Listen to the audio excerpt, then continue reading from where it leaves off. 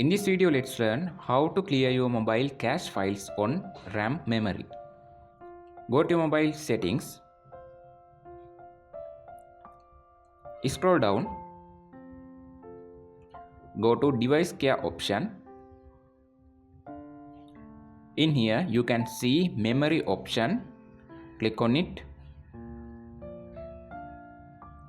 Now I can clear 478 megabytes on my cache files. Click on clean now button.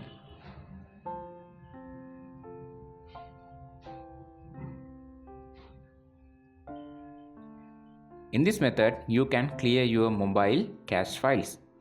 If you want to extend your RAM, you can click on this RAM plus option and you can extend your RAM 2 GB or 4 GB.